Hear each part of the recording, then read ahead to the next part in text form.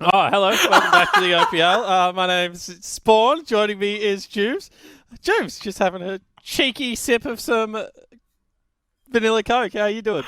I thought that was part of your plan. Was that a part of your plan? It was Jubes. I'm not that unprofessional. I got Okay. told by Callum that was the last break and then Okay. that we're going to be on. Had the Macca's logo fit towards the screen and everything. Because I actually have my Maccas waiting in the kitchen. We've both ordered it. But that was what a dub for the boys in Mammoth. First win of the season. They're probably getting some cheeky Maccas as well right now, but that's a good feeling. Yeah, of course. It's always good breaking the loss streak. It's very easy to transition one win into two, into three. So maybe this is what's to come for the Mammoth lineup. They're very confident. If you watch the videos before the match, that they were the better team, and they proved it tonight. And we were both pretty critical, I think it's fair to say, of the Gravitas gameplay. Yeah. Double support, try and just get the Aphelios to where it needs to be, kind of coin flip top side of the map. Doesn't seem to be what Gravitas needs No. in a game where they probably should have been confident. Yeah, look, I'm probably being more critical in that whole draft of the Renekton, and I've been critical for about 10 weeks and 15 months of that Renekton pick. And I said to you off air, I said, at what point do you think to yourself, look, I'm not having the impact I would like on this Renekton pick. Let's change it up. Because it really just feels like it's just a consistent pick, and it's consistently doing nothing. Yeah, it does seem to be a little bit rough. However, that Mammoth win does bring me back to 1-2 on the night, so I'm bloody back to where I need to be. Another person that's 1-2 on the night is Zach Rusty Pie. And getting into our next game now, guys, it is going to be Legacy versus the Chiefs. And before I walk down memory lane, I wanted to ask you both a question, because you're both pro players at one point.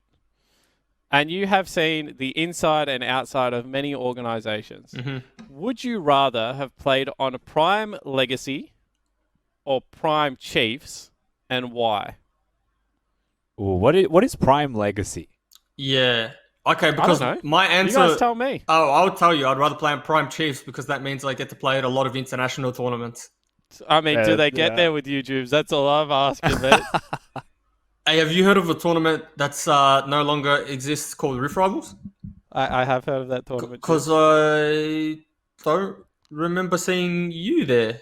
Oh, yeah, because I was casting and we casted from Australia. What are you talking about? No, but okay, let's pretend let's ask a different question. If you could take the players that have played on Legacy and Chiefs and make a super team, who would that team be?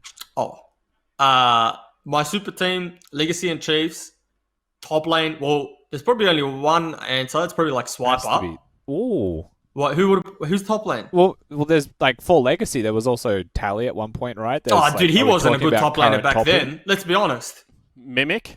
Oh, Just want to throw that name out there. yeah.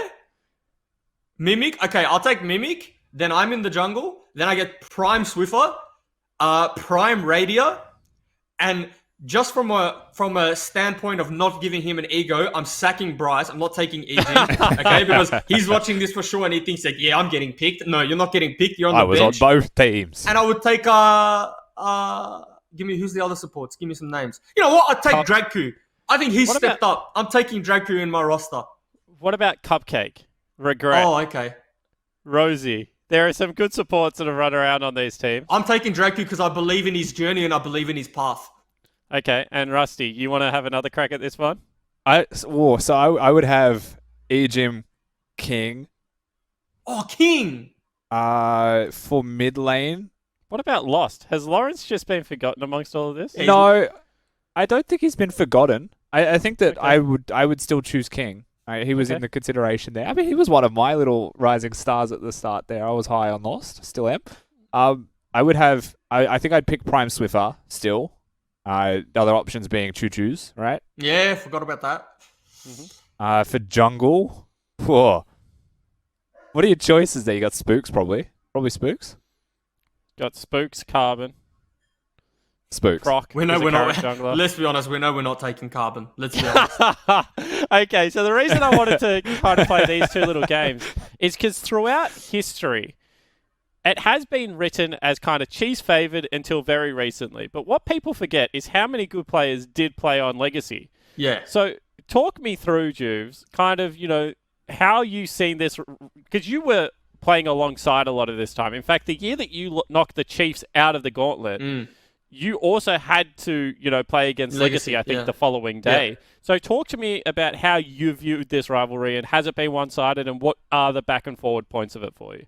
I don't think that it was necessarily as one-sided as maybe the history books say it was, in the sense that Chiefs obviously, no surprise to winning. They've won the OPL, and previous to the OPL, they were winning a majority of the tournaments.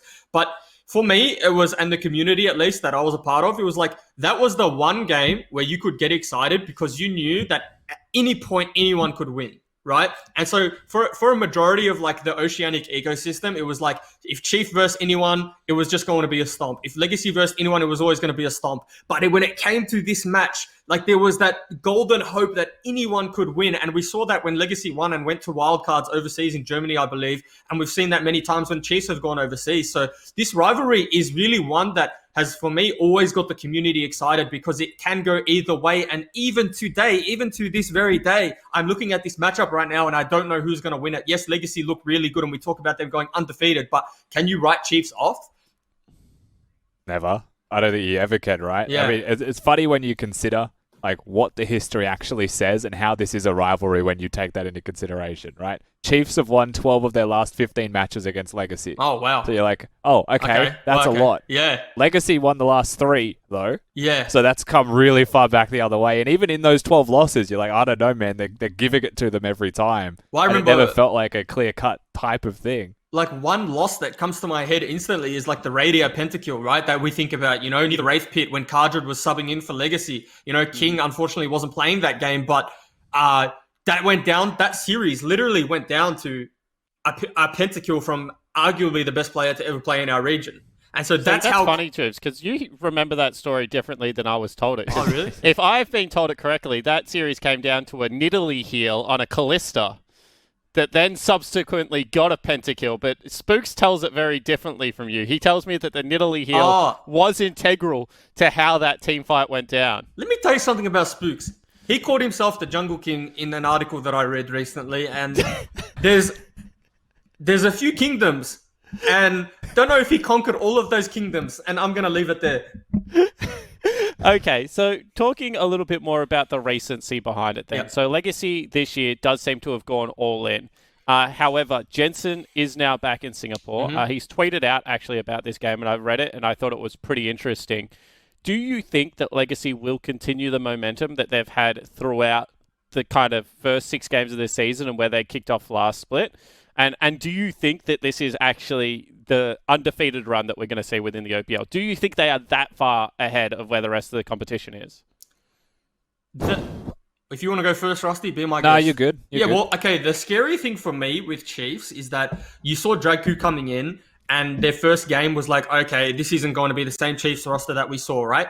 I know for a fact that Draku's been working with some international players in terms of like developing himself as a support, and Chiefs are getting the results that they've gotten so far. For me personally, I believe this is and this isn't saying Croc's playing bad, but this is the worst we've seen Croc, because he set his standard so high, right? I remember Croc literally 1v9 in games, dropping double digits in kills, and Croc isn't doing that yet, and he may never do that. But what happens if Croc does get back to that form? Right, because we've seen Legacy the last 2 games be human. Whether that's from Jensen leaving and their systems are a little bit different and they're not working on things and they got different things going on. But I'm maybe not leaning towards Chiefs. I still think Legacy are the favorites. But the question for me is, what if we see Croc from Split 1? Yeah, Rusty? I guess like you're looking at it like, can Legacy stay undefeated this whole time? Last week is a very good example of the fact that maybe they can't. And, they haven't even played the Chiefs yet, so this could be even an even closer game for all we know. If I was to, for Legacy in a vacuum, I do think that Jensen, and I don't even have fully intimate information on this, right? I do think that Jensen seems to have set up a framework for success to be continued and carried on with. My only concern for that is, what if something changes or something breaks or, something goes against the framework that currently exists? Like, it can't be that perfect and robust for someone that's left, right? But was it how broken? do they innovate? Like, did it get broken? Would you say the last 2 games that they have had, was that broken? I don't think so. I don't think that was enough. to push them, right? Like, I think they need to hit a wall. Yeah. And I think that Chiefs is the type of team that is the wall, Yeah. you know? All right, before we get into the predictions, I do want to remind everyone of the Order Oceanic Valorant Open that is going to be taking place across July. This is the first Valorant Ignition Series event presented by Logitech G. As the global Valorant Ignition Series gets underway, we're excited to announce the first of 2 massive Oceanic stops. The Order Oceanic Valorant Open, presented by Logitech G, promises an epic open format tournament with 10,000 Australian dollar prize pool and a laser focus on developing the local competitive grassroots ecosystem. Tournament will field teams from a 3-round Swiss format open qualifier designed for up to 1,000 teams from Australia and New Zealand. Open qualifier runs from the 3rd to 13th of June, from which the top 16 teams will duke it out in double elimination group stage through to a single elimination best of 3 playoffs, with a grand final taking place on July 26th. That's a Sunday.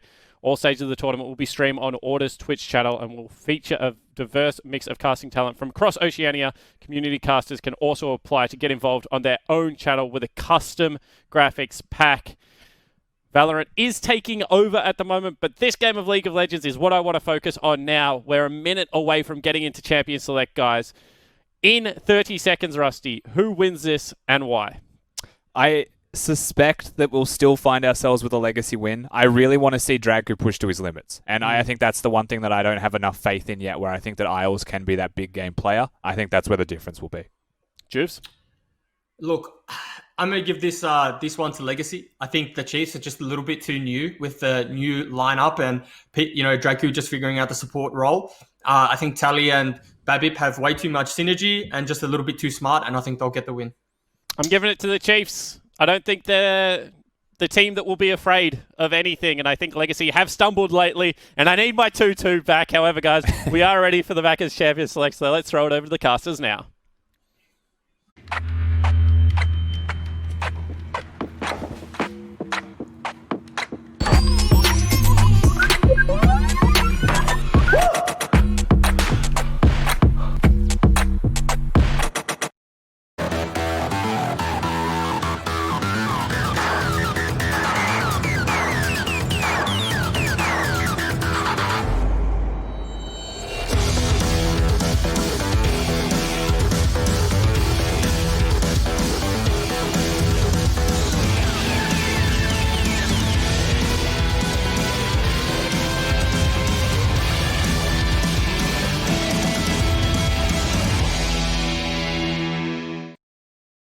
And welcome back to the Macca's Champ Select. As we saved the best 2 last, you love to always see these things happen where the OPL Classico happens between the Chiefs and Legacy. Always a good skill check, if you will, a bit of a form check between these 2 teams to understand, yes, they're both first and second respectively, but how big is that gap? The first time these 2 met in Split 1, it was insane, right? We just had an absolute bloodbath, 45 kills, turret dives, full 5-man collapses at level 3, but that was very much Legacy playing into the playstyle of the Chiefs. Since then, though, it's been all things Legacy with them controlling the tempo and playing these creative comps, trying to abuse the fact that Chiefs, like this, pick, say, in the Karma.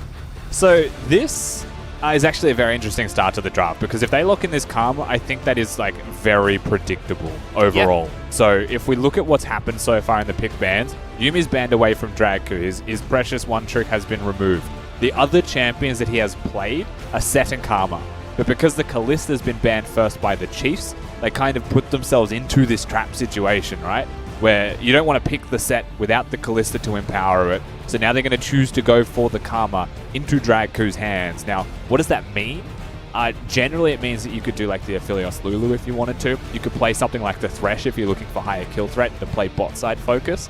I personally wouldn't mind that if you were Legacy going up against the Chiefs as a way into winning the game.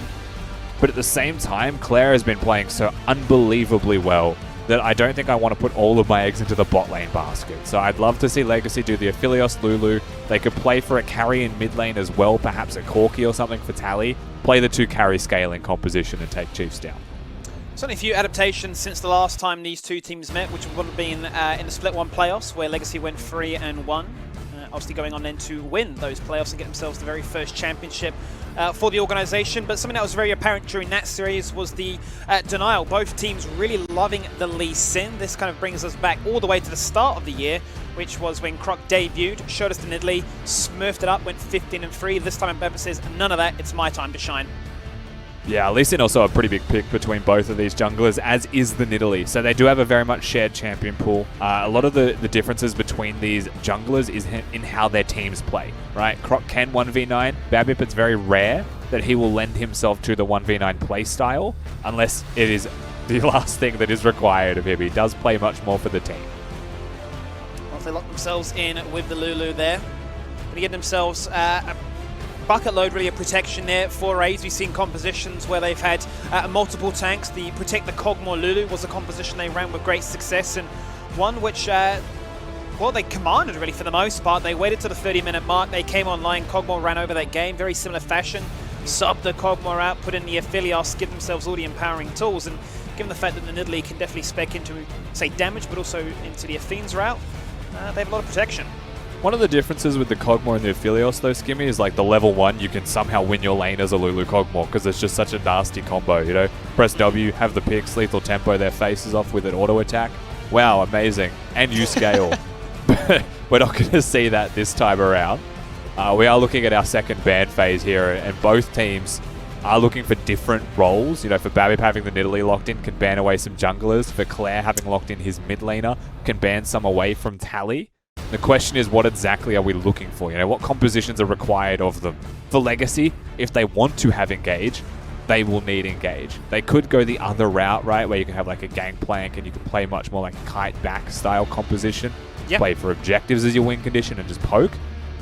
But with the Galio removed, I think that's Chief saying we don't want to give them the opportunity to engage or have any follow-up if they do with like a Wukong Galio combo.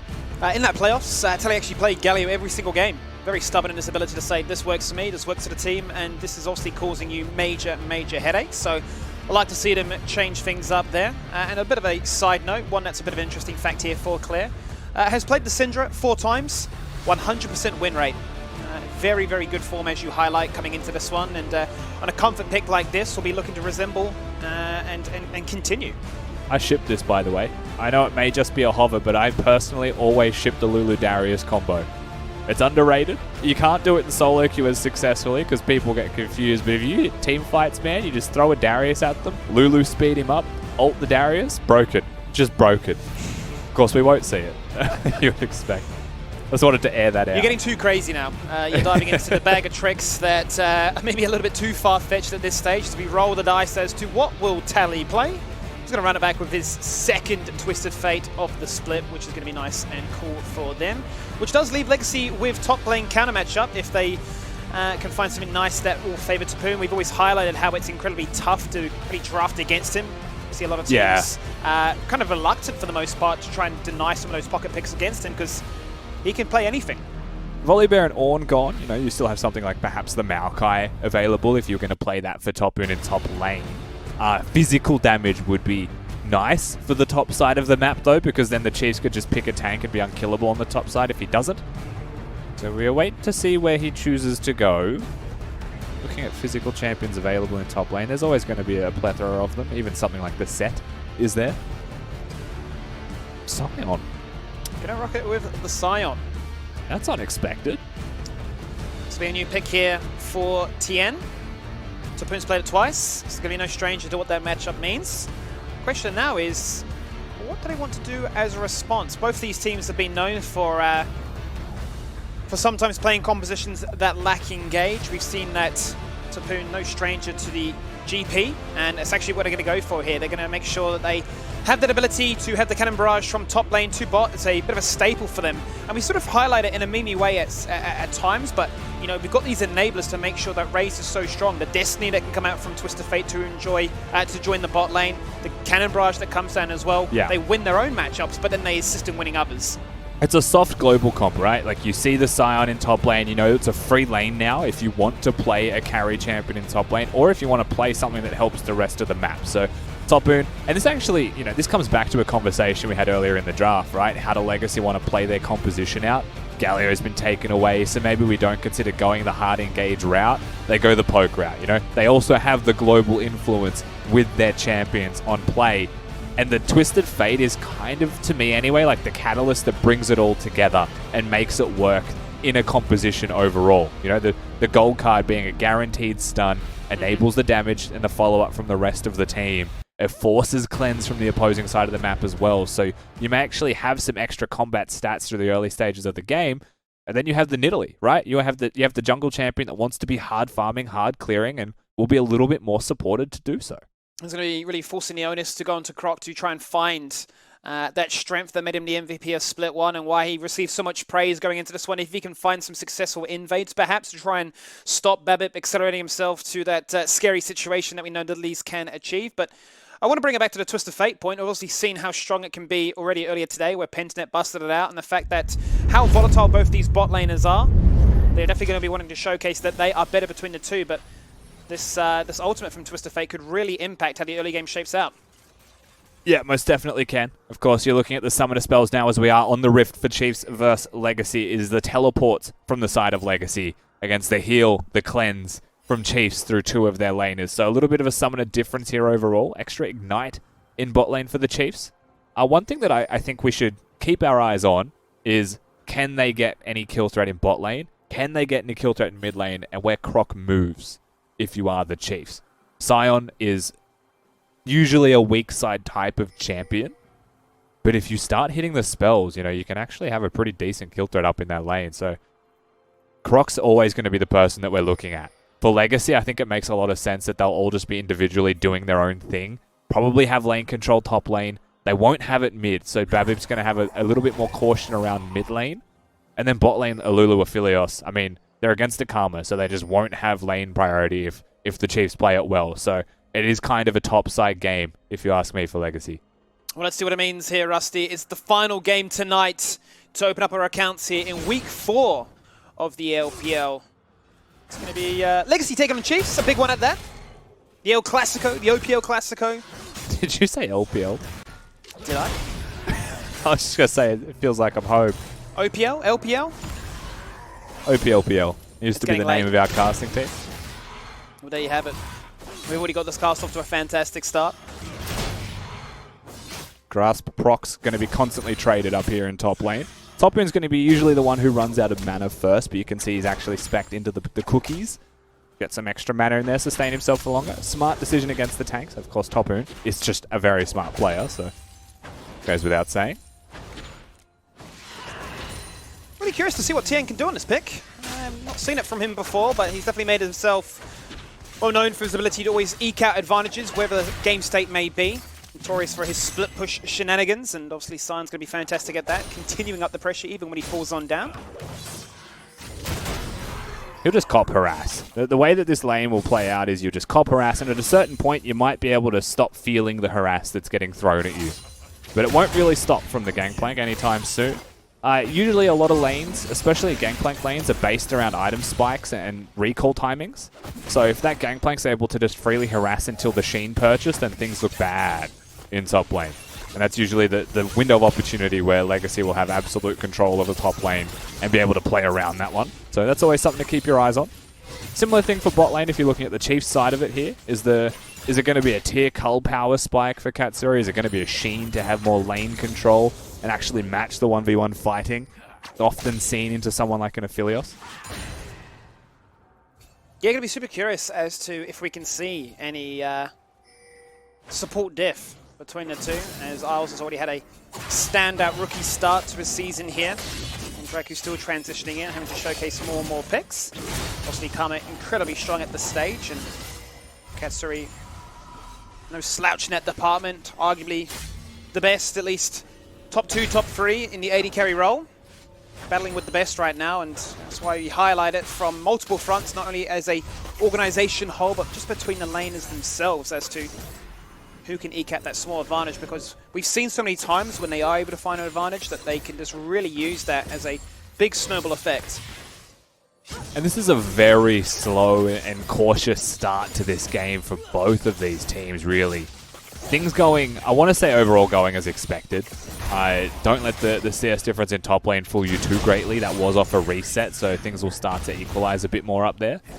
But you've got the CS lead in mid lane. Again, no surprises. When you compare a Twisted Fate and a Syndra and how they're going to trade against each other, it's just a great day to be Claire in mid lane. You've got shorter cooldowns, higher damage. You know, Twisted Fate looking for maybe 1.5, 2 items before it could really keep up and dish out the damage. So you'd look at Croc then, right? You've got priority in your mid lane. You've got push power. What's it actually meaning for you so far? And that's the thing. It hasn't meant a great deal. It's been very passive farming until right now as Croc takes his first step into the enemy jungle. Certainly does. And this is what we're kind of expecting. Before Bebek can get himself in that really comfortable spot with the completed jungle item to really start to put some space between the two of them in terms of farm. But an interesting side note is that these teams have never had a game in the times they've encountered each other over the 35-minute mark. So it's always been decisive. They always found their moment to execute on macro. Never struggled to close out these matches. So whilst it might be quiet at the start here, no doubt we'll be waiting for some power spikes, be it ultimates, items, or levels that really open things up.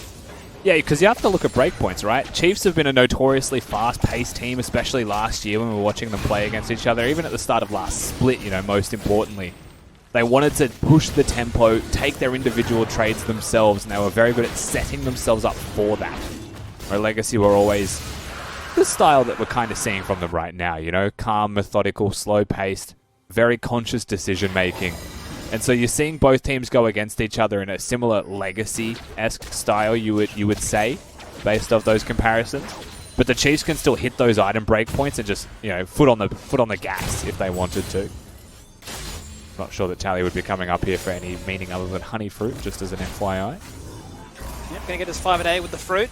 But he is still continuing to path up this side. Will be spotted out by a ward that Tien has in the lane, or may have just clipped the edge of its vision radius. But I think there's a really good point that you highlight there for Chiefs. Yes, they are kind of matching the Legacy playstyle at this stage of the game, but how many times have we just seen them, middle of the mid-game, suddenly a moment happens, they just go full wombo combo, get an ace, and you just think, how on earth did that happen?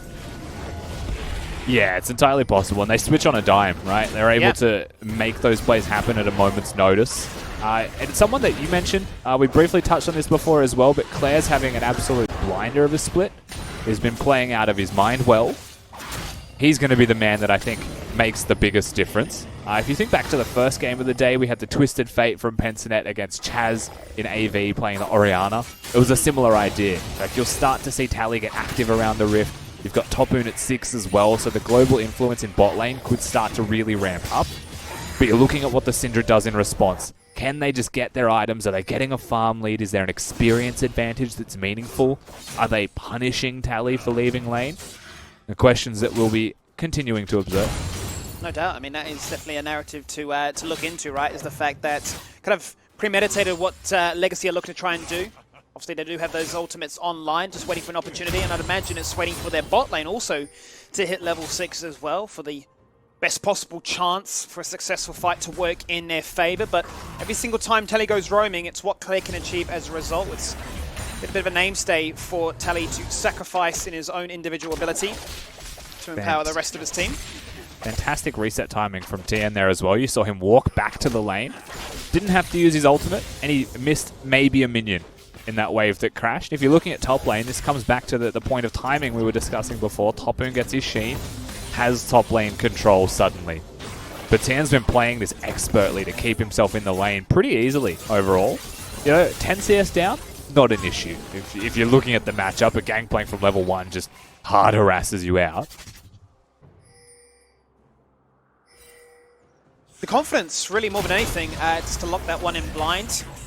Knowing what he has, we were wondering if it was going to be predictable, if there were going to be vulnerabilities that would carry over from what we saw in Split 1, but he's definitely going to throw Legacy here with a curveball, but regardless of that, it's still standard Chiefs as they look to try and control the objective department. Bit of a crossover here between junglers as both are top side. One starts the Herald, one looks for a gank, pulls at the flash. The blast cone is there. Tien now can look to try and re-engage, make it a 2v1. Destiny comes out to reveal where they are. He still that with a spear. Yeah, Babib got that with a spear, so now they're just going to have to play defense. See if they can keep the Nidalee away from it. They're just going to sit in the pit, waste time. They're going to lose mid lane priority from it as well. Maybe some minions crash. Yes, the Herald will be lost, but it was a steal anyway. Frustrating there for Croc. Are we going to be falling behind in the tempo when it comes to Order camp 1 and I. clear? Okay. Not going to get it. First Herald is going to go amiss. You know, that is one of the awkward things about Rift Herald. Is if you're looking to distance yourself, so like it's a Nidalee against an Olaf, right? You don't want to cop a spear. Because Nidalee gets an execute, and even if you get extra damage at low health, doesn't feel great. But now you've just put the Rift Herald between you and them, and the eye faces away from you, so you can't auto it. Very awkward. Showdown Wonders it, Rusty, to try and give themselves a chance to propel the gold lead in their favour, but as it stands, it will be Legacy at the 10-minute mark, up by 1,000. Lots of damage here from Raze. Trying to punish it. Of course, he copped a beating himself just prior to this one as he heals his way back up into it.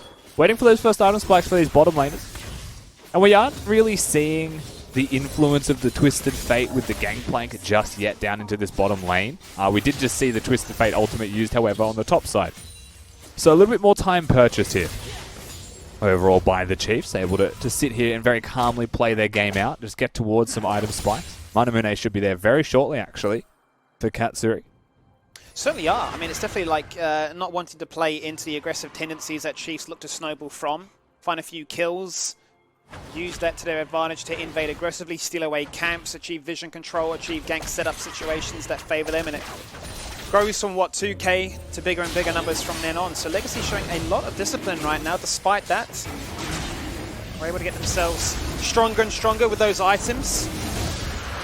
It's almost like trying to force Chiefs into a situation where we're frustrated by the slow nature of this best of one, that maybe they get a little bit too keen to make something happen on their own side.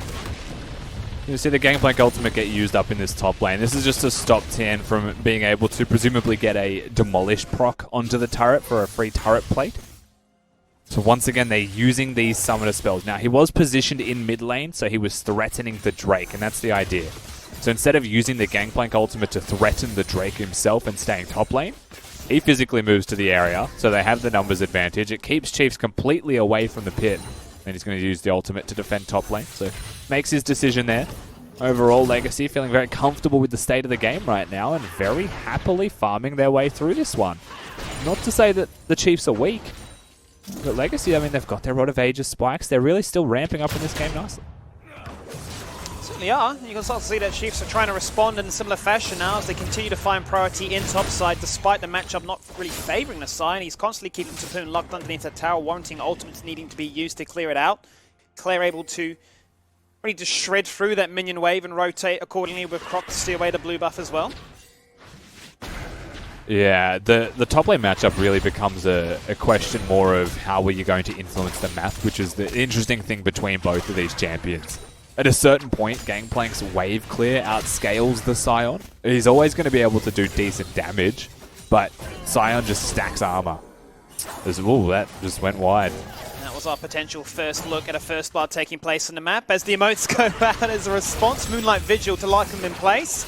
The attention goes from bot lane to mid, where they both showcase what their skills can do and how much damage it outputs. Very common. It's a good trade for Tally, though.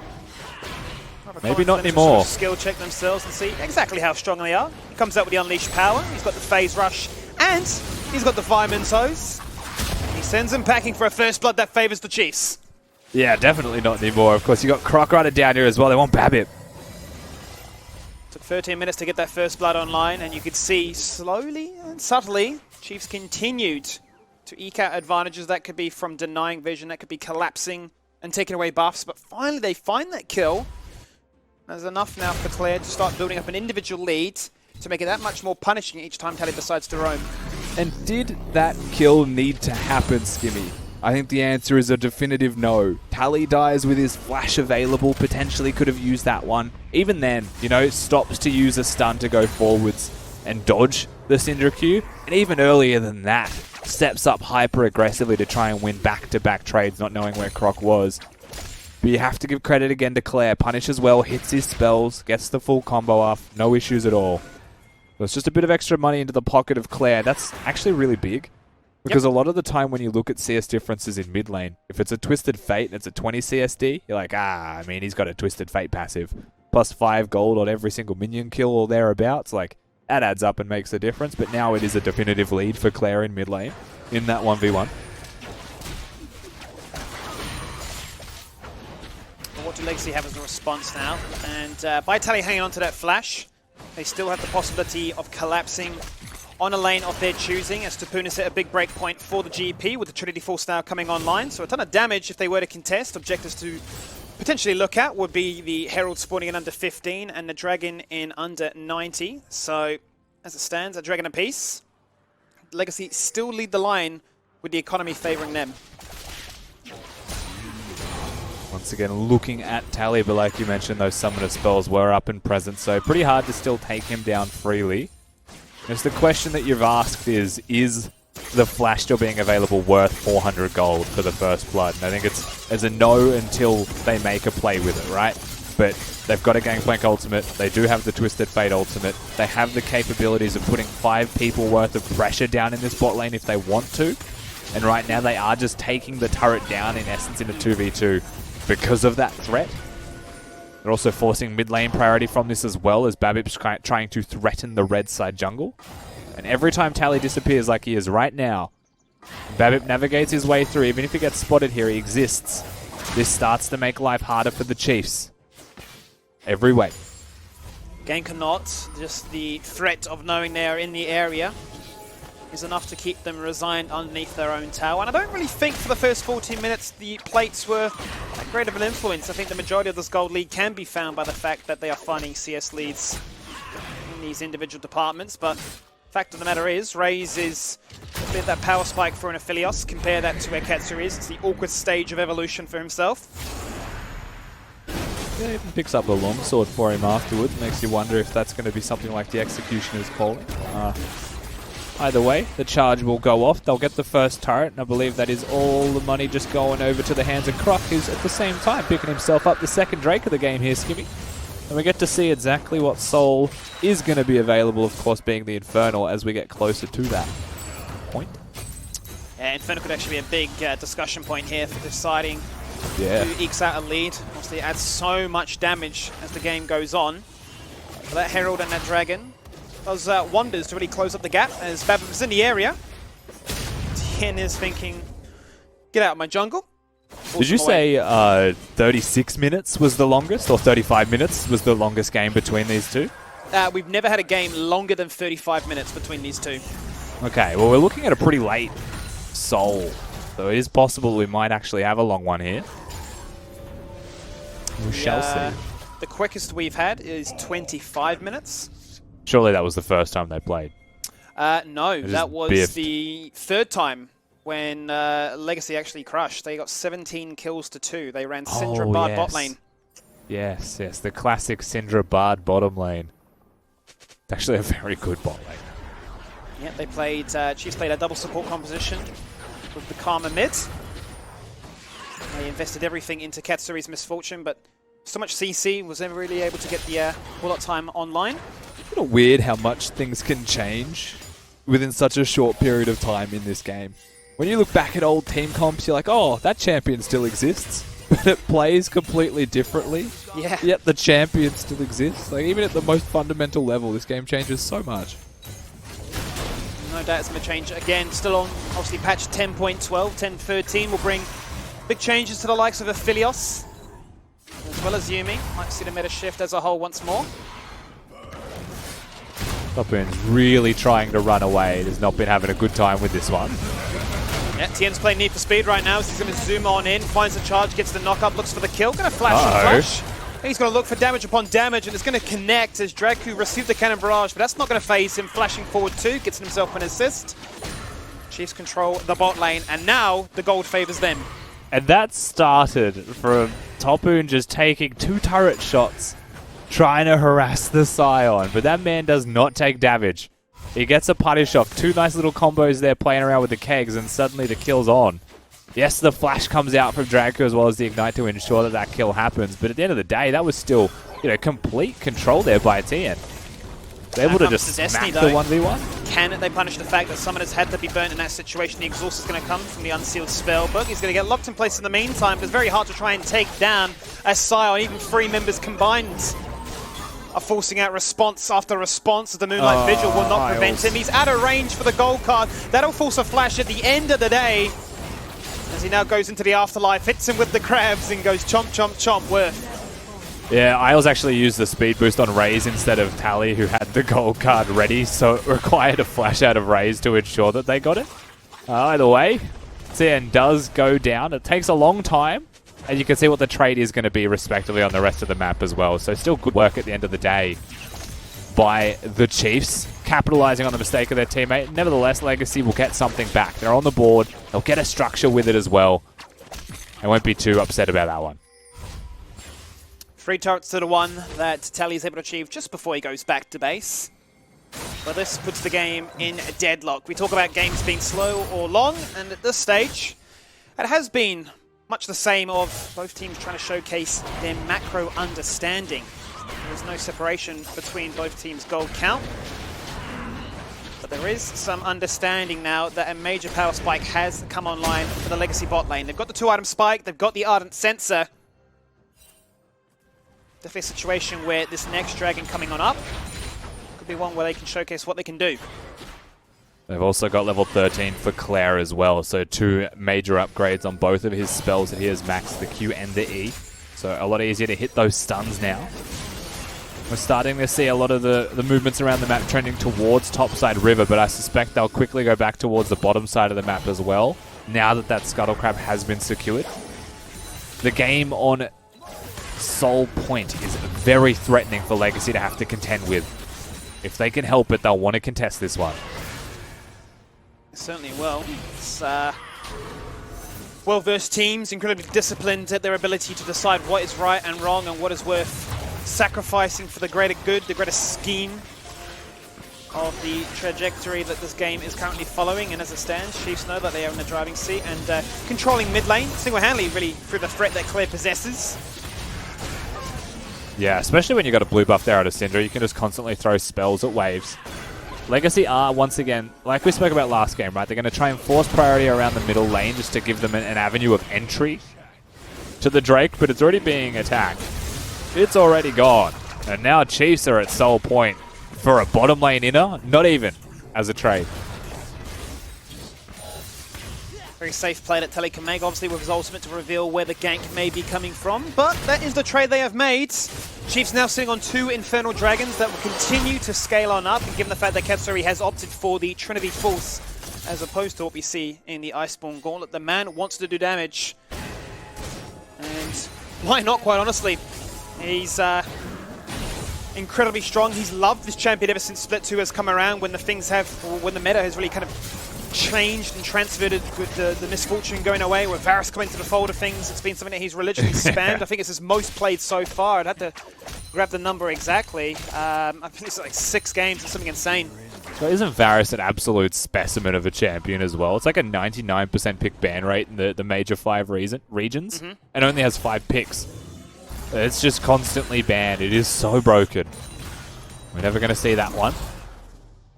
Yeah, well, it's very... I'm not surprised that the gold is even between both of these teams. We're 23 minutes in, it's dead even.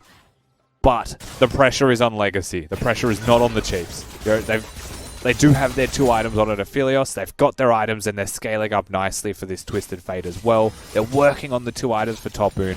He won't be too far away. But you cannot afford to give over an Infernal Soul for free. Because the relative gold difference, while it may be 0 on your screen, I mean, that's a Luden's Echo proc every 3 seconds for 5 members of the Chiefs. That's a little bit too much right now and might tip over their mid-game strengths to be just too strong. Raze wants to start upping this tempo. He's going to chuck out his ultimate with the Gravitum online. Would make it easy for a route to land, but that would give the invitation for Croc to try and turn things around, and it will just be an ultimate for ultimate. So both teams still quite reluctant to fully commit unless anything looks like a sure thing. Yeah, Croc throws his ultimate out, just yells Ragnarok, and short to an axe that he wants to throw at them. A little bit peculiar stuff overall here. He put his Skyrim cosplay on, right? Just chucked, or shouted out Fus Radar, walked away, and we waited for the DLC. Yep. We're still waiting for that DLC to hit. Unfortunately, yelling that only lasted 7 seconds for him. Still, I mean, I get what they're trying to do. It was a very hard force from Ray's point of view as well, and then Croc tries to do a similar thing, and they're both just testing the waters, really. There's no crazy committals, there's no overexertions in this game so far. It is just coming down to a battle of scaling. And I think if we were to look at who actually scales better, I think I would rather have the Twisted Fate on my team as Croc. No ult. Here we go. Doesn't have blast cone to get out, but he griefed himself because it got taken away by Legacy. Doesn't have a flash and doesn't have an escape avenue, but he does have boys to back him up as they all join in harmony around what is the enemy red buff. But Tapoon is saying, I will have none of that. I will not fall victim to the teleport bait. I'm going to continue free farming bot lane. And they will get a Summer Spell out of Croc, but most importantly, they'll get a teleport out of Tien. And the reason that that is the most important thing is, and we said this at the very start of the game, Legacy have 3 teleports. They can just play side lanes to their heart's content. And if Sion doesn't have the teleport, there's no one else that can situate themselves in a side lane from Chief's side and do it successfully to be able to maintain their control of the game in a macro sense. So this is one of those things that like Legacy can win this game by never team fighting if they wanted to, right? The Twisted Fate scales up, gets the Lichbane Rod of Ages, which he has now. He's working on his Zonias, so the Syndra ultimate may not be able to one-hit him anymore. And from that point, just plant your feet in the side lane, have the TP advantage if you wanted to, and play it out. But first things first, we have a Drake in 50 seconds. So we're going to teleport to mid lane as is necessary, and we're going to play this one out. It's a big Drake of that one. One that could definitely spell really where this game is going, given the fact that we have been deadlocked at the exact same gold amount for 26 minutes. Chiefs leading with 3 dragons to 1. Would love to put themselves on that soul point condition and empower their damage by a flat 12%, but then give themselves their mini Luden's proc as well. Would work wonders in the right hands, and they definitely have them. Yeah, they got some steady hands to be able to have that one very happily. You can see the Chiefs now with their mid lane priority being forced are going to start to push their way into the river. Drake is up in 8 seconds, Skibby. I do think we'll have potentially a game-deciding fight on our hands here if the Chiefs are able to come away with this one. We're looking at Claire right now, just above mid lane. Just gets revealed by a Twisted Fate ultimate. If Tally doesn't take this one, I was going to say, he separates himself from his team as it's on now. Certainly is. They're going to group up. Full commitment now in this river.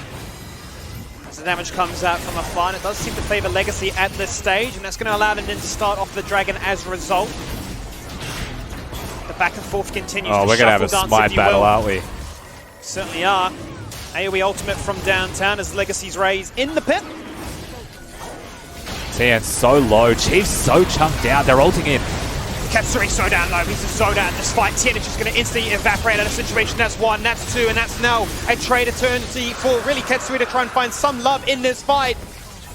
But they won't get the team fight success, nor will they get themselves the soul points. Legacy waited a while, but they won't fall victim to the pressure.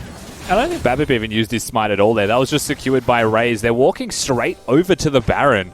2 members down from the Chiefs. You know, the pressure of the poke of Legacy just proved to be far too great for them. Chiefs will succumb to that one. Now the Baron's going to be started. It'll be taken down extremely quickly by Legacy. With these items especially, you've got the chakrams. That Baron is evaporating. That's why he hung onto the spike. Isles. That's what he's looking to do. Katsuri's trying to make something happen right now. He's going to find one. He's going to take out Isles. They do not want to make this a 50-50, but Croc is not there because he is dead now, stunned across the wall. He has a flash, but he can't even use it. Look at the shurikens.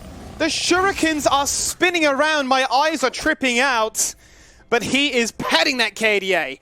He's got an army of chakrams just rotating around him. There's no way you can contest that guy, and so much damage comes out. They'll once again get 2 more kills here at Legacy from nothing. They just have absolute control of the game suddenly. They deny the soul point through calm, measured, and collected play. It leads them to the Baron with 4 kills to boot, just back to back to back to back. And now they're 3k ahead. Let's check in with this team fight to see how it all started off with them just having such a strong lead, but Kind of Chiefs coming in at different angles, trying to be force fights and find picks. Yeah, Croc's going to be priority number 1, right? If he goes down, there's no smite steal, and yes, it comes at the cost of Isle's life. But at the end of the day, you'll just get to see all the damage that comes out of the 700 million shurikens surrounding that guy. He died in a single gold card.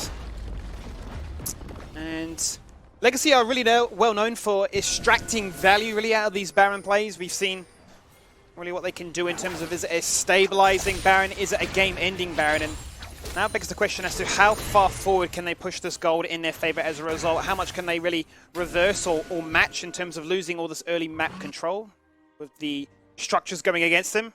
What was a very even game now starts to become 4K in their favor.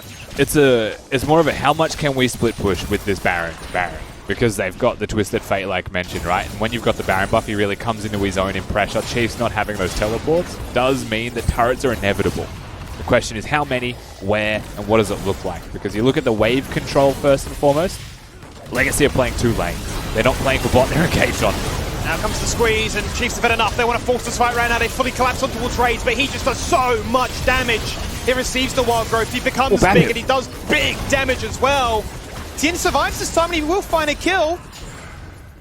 But the Baron buff seems to be far too strong in deciding the fact that, it's a 1-for-1. Both junglers fall on down, but the fight will continue. In sustained fight, you'd have to say favors Legacy as they just run it down. Any target in their sight, it's locked on down. Quick scoped in sight. They're making montages. Yeah, they're just styling over Chiefs now. I mean, I think Babip saw his jungler in arms fall down and was like, I will join you. Needlessly dies as he dives in, but the rest of the team put in some serious work here anyway. Legacy, they find themselves in absolute control. They'll break the mid lane in a turret. Now, they only really break the 1 turret from that push, but the extra kills that follow that, the extra gold going into their pockets, it starts to add up while items are still available to be purchased either way. They're in complete control. We're looking at 1 minute and 20 seconds maybe until the next big fight has to happen here, Skibby. Because the Chiefs, if they can snag this one, even if it's just a steal, you know, Croc could sacrifice his life for it, but he's an Olaf with no flash. So I think there will be a lot of resources actually pushed towards this Drake once again. Full mitigation duties here coming out of Chiefs to try and stem the sheer amount of damage that Legacy are outputting at this stage of the game. They've got the Death Stance, the Zonias, the Locket on Tien. Not to forget Dragq opting for the double chalice. Has got himself the Mikhails to try and cleanse somebody out of those all-important, be it polymorphs or gold card stuns. Yeah, it's massive for the Twisted Fate stuns. It also stops people from having to buy a QSS when item spikes are just really important to have as soon as possible, especially in a losing situation. You don't want to have to spend 1,300 on something that you really don't want to have to, but you feel like you have to because the Twisted Fate actually gets you once, then you're done. We're going to continue to see this, though, from Tally, right? Chiefs have to engage, and they are. Oh, he's bounced off the wall. He absolutely did. Cannon Barrage goes on out to prevent Chiefs fully collapsing in without taking at least a bit of damage, but it definitely does slow down their advancement. And that advancement turns into retreat. Look at Tally. As Legacy just go on backdoor duties. And so you're trying to force a play, but we're just going to take your inhibitor for free. Macro wins games. It's just going to threaten the end, right? Chiefs are going to go over towards the Drake. They're going to look for the soul, but the game's on here. Can they end? Raze is joining into the team fight. The first one's going to fall on down. He's going to chuck at the ultimate. He does not actually care about Tien whatsoever. The game's He's just a over. distraction. All right. The game's over. They're just going to end it like that. We are not going to get out of the game ever longer than 35 minutes. Rise is the emote, and Legacy are still the undefeated champions. Well, that was easy. That kind of came out of nowhere, didn't it? How did that just happen? I mean, here we were hyping things up. So we're talking Barons, we're talking Elders, and then backdoor. 1 minute until they are, though. They've just ended the game. Yes. Now, that was a, 3 teleports to one type of situation. Tien having to be there for the team as well, using his ultimate. And while he had his bumper plates on, apparently, he was just bowling through mid lane. It didn't matter, right? They see that, Tally just puts the gas to the floor, pedal to the floor, and just tries to split push to win. And at a certain point, if you're playing the game of chicken and you don't actually get to respond in time, and you can't because the person who needs to is engaging, the game's done. Certainly was. Tiang went full Tokyo Drift on them, and whilst it looked good, wasn't able to net themselves a successful team fight that really prevented the all-in collapse. The teleport difference, as you highlight, enough to get them the end in rather anticlimactic fashion, but regardless, Legacy will take that. They will remain firmly fixated at the top of the league as we welcome back the boys from the analyst desk, both Spawn and Jubes. Jubes, what did you make of that one? I mean, a little bit anticlimactic. I thought Chiefs were a little bit gun-shy. They could have pulled the trigger a couple times earlier. And actually, the game for me was in their favor. You know, in particular, if Sion just ulted a few moments earlier in a few of the skirmishes prior to the Baron going down, then maybe we see a different game. But I guess this is what Legacy do. They set the tempo and they make you make decisions. And a lot of the time, you don't end up making a decision at all and ultimately end up losing the game. Yeah, cooler heads sometimes do prevail, and that game certainly seemed to be the case. However, I feel like this is now 3 times in a row Legacy have been tested. And there's 2 ways you can view this, right? There's a glass half empty, which is if you're the best team in the OPL, you shouldn't be contested in back-to-back-to-back games. But if you are a glass half full person, which I'm sure a lot of people around Legacy right now are, definitely shows a strong mental fortitude around the team, Rusty. Yeah, absolutely. I mean, the fact that they are consistently finding solutions to all the problems thrown at them, again, shows that that framework is being carried through by what is now Denian, and of course the players, as they've retained a lot of that goodness that came from Jensen. But they're doing it themselves now, right? They've hit that wall and they're pushing through it. And Skimmy, today we said big day of League of Legends. Did it live up to the hype? What did you think? I think we had some fantastic results, but then there was definitely some upsets, some narratives that we wanted to follow that didn't quite play out as we expected. But I think, especially for the first 2 games, we set ourselves some key areas of the map to look forward to, and it definitely played out in that way. So excited for that. But the El Clasico, as we call it, the OPL Clasico, for all the hype, for all the praise, it was all about macro, and then hit that late game. 1 teleport decided it. So anticlimactic given how strong both of these teams are, but that's why they're the champions. And Jubes, is that how you expect the game to go? I feel like that game was certainly more in Leo's favor than, Babip's and Crocs. We had a full tank Olaf. I think at one point you were saying if you could be 178 CS at 22 minutes as a 0-0-0 in Italy, you might come back out of retirement. I said, I wish I had the luxury back in the day to just power farm my jungle, have nothing happen, and then, lean on my ADC to win. I probably would have won the OPL if I got to lean on FBI and have nothing happen, but no. I think it's, like, I don't want to say it's like a draft thing because, at all points in the game, both teams could have definitely won it if they just made better decisions. But, for me, Crocky is so pivotal to that team's success that when you put him on because Olaf into Italy is a little bit of a negative matchup, right? Like, the onus isn't on Olaf to really get stuff done. It's just you wait for the nearest skirmish and play for objectives. So, I think that's where you need to look at the draft in a sense. It was Olaf the best decision there. So we put him on Lee Sin, get him something on a little bit more playmaking ability or where he can make stuff happen because he's the catalyst for that team. Certainly is, but wasn't going to be enough today. It is going to be Legacy taking the flawless first round robin. As we take a look at the rest of the day's results, in game number 1, it was Pentanet.gg taking down Avant Gaming in pretty decisive fashion. And it's actually just going to be the right-hand side of your screen. Direwolves came in with a terrific early game, faltered a little bit, but then took care of business in the rematch against Order. Mammoth pick up their first win of the OPL split, taking down Gravitas. And then, as we mentioned, Legacy take down the Chiefs in OPL Classico to go 7-0 on the first round robin. However, guys, we do have a ton more OPL games to come your way this weekend. In fact, we have 4 more, and they're going to be happening tomorrow, 4 from 4 p.m, kicking off with game number 1. It is going to be the Chiefs taking on a red-hot Pentanet.gg, and it's going to be Avant Gaming taking on Mammoth. We'll see whether the step can become a walk, can become a run. Order in a must-win game versus Gravitas, you have to say. And then Legacy versus Direwolves, the OPL Grand Final rematch. Gentlemen, I think it's safe to say games 1 and 4, the 2 bangers people will be looking out for tomorrow. Yeah, most definitely. I mean, game 1 speaks for itself. You've got the surging Pentanet against the team that needs to make the resurgence now in the Chiefs, right? But yeah, that 4th game, going to be very exciting given what we saw today. Yeah, I mean, you'd also have to make the argument that the Gravitas and Order games is going to be a banger as well, where both teams are on the ladder at the moment. So we might have to give that one a watch. Everyone tune in to see the teams fight in the mud as well. No, the thing I love about game number one, narrative-wise, and Jews, I'm going to come to you with this one. Parbu said that the oceanic pool of jungle talent sucks. And he was here to take over.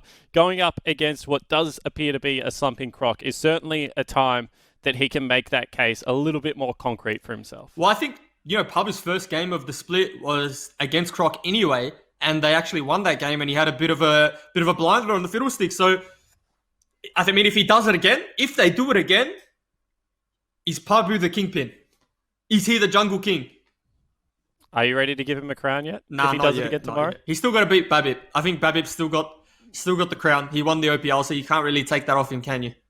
All right, so that's what we have to look forward to, guys. However, that is all the OPL action we do have. We are going to be back for the SPL after this break, of course, which is the NPL, but with Spawn instead of Nick.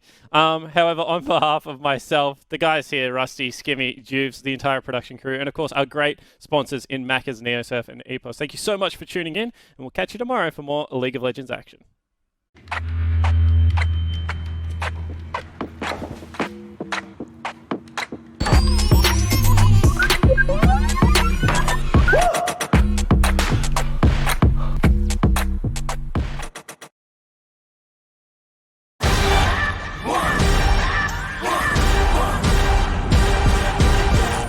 Today is the Neosurf Cup, and we're going to be playing against Misfits, so hopefully we can bring home the win.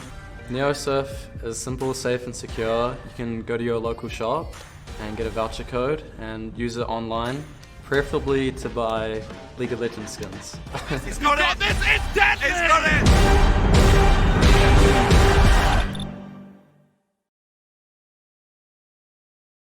Welcome to the 2020 OPL. I am Nick Boy Richardson. And that's a beautiful hemo play. Got to multiple members. He gets himself a double kill. It's Ray's doing what he does. The team fight king.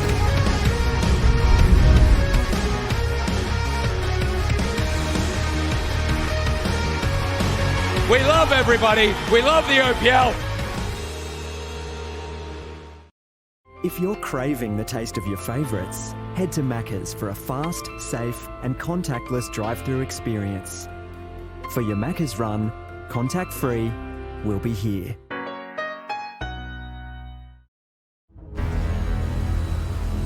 Greetings, Captain. Incoming status report with news from the Convergence.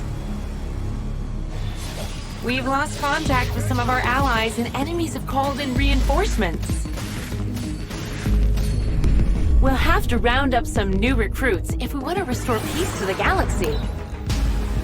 Ready? This is Team Fight Tactics Galaxies. Return to the stars. Valkyrie and Void forces have withdrawn from the intergalactic arena. But systems report that new champions have emerged with abilities we've never seen before. Mechanized units identified as Battlecast wreak fear and havoc among the ranks of their adversaries, while Astros possess unique abilities. It looks like some remarkably powerful champions are making their way to the front lines. A creature of total mechanical terror, Urgot launches his drill at enemies and reels them in for utter annihilation. Janna casts powerful storms across the battlefield, bolstering allies and disrupting enemy units with impressive crowd control. Thanks to her unique origin, she grants allies additional attack bonuses, giving her team some much-needed support. Oh, one more thing. The Galactic Leaderboard has been reset. With legions of new recruits entering the intergalactic stage, each with unlimited potential waiting to be tapped, I can hardly calculate all the future possibilities. Well, actually, I can. But that's not the point. The galaxy needs you, Captain. So, ready on your go.